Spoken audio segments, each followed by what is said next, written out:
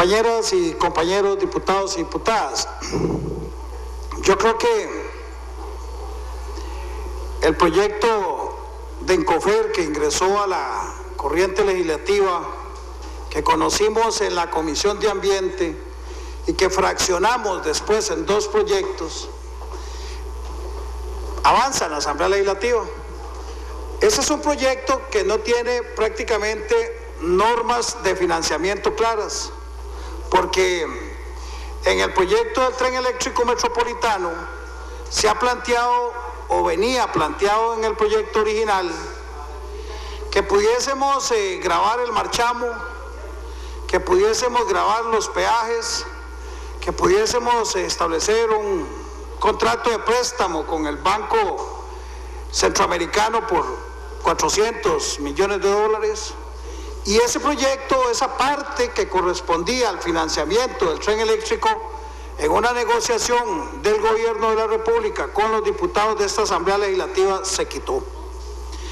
Y entonces comenzamos a trabajar un texto,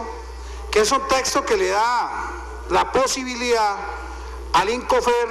de gravar en un 40% sus activos para efectos de endeudamiento,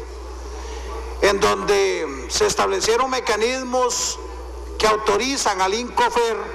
para que el Incofer pueda gestionar mediante las diferentes formas de financiamiento, ya sea por la concesión, por la ley de contratación administrativa, por los aspectos en materia de fideicomisos o por otros mecanismos financieros, buscar alternativas de financiamiento, pero no están claramente definidos los ingresos que provienen para financiar el tren eléctrico y el fortalecimiento del Incofer. Yo creo que el proyecto es como una parte que le da ciertos instrumentos y ciertos mecanismos al Incofer, pero no resuelve en su totalidad el tema del Incofer. Hoy se anunciaba que a la par de este proyecto, el Poder Ejecutivo estará enviando un paquete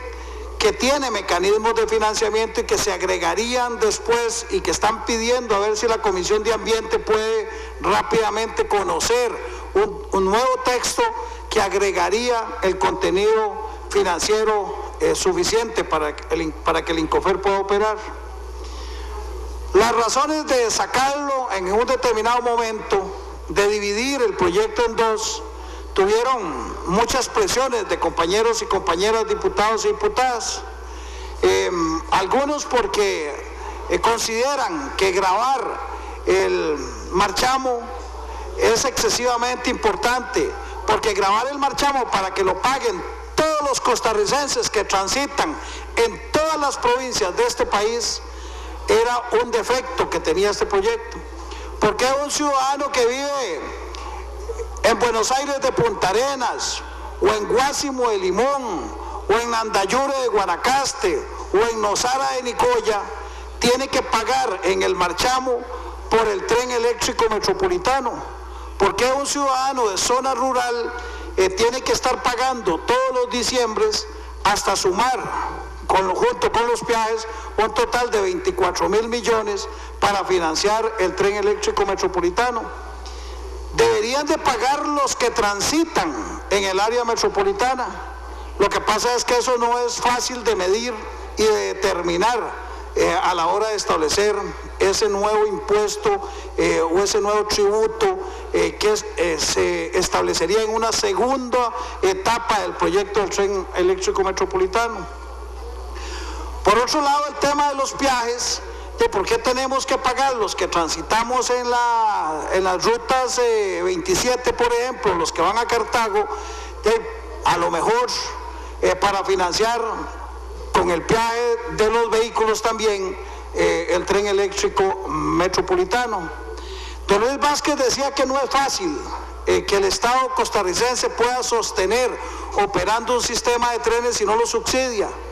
Bueno, si el mecanismo de subsidiarlo es por la vía de los impuestos, porque operativamente a través de la tarifa no va a ser rentable, pues entonces hay que buscarle alternativas, y eso va a ser una gran discusión paralela que vamos a tener en este proyecto de ley. A como están las cosas, me parece que estamos listos para votar la primera parte de un proyecto que le da herramientas nada más al INCOFER,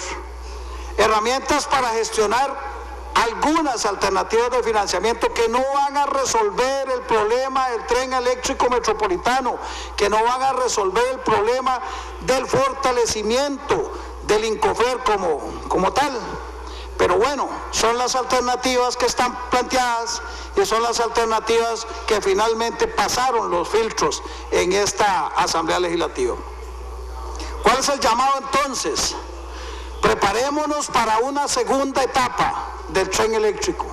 Preparémonos para un segundo proyecto que sí trae impuestos, que sí trae recursos, que sí trae gravámenes al marchamo y que sí trae gravámenes a los peajes y que sí trae la posibilidad de buscarle alternativas de financiamiento con endeudamiento externo. Por lo demás, me reservo el resto del tiempo, presidente, me reservo el resto del tiempo y dejo aquí, si necesito hacer una nueva intervención, estaremos a la disposición para poderlo hacer.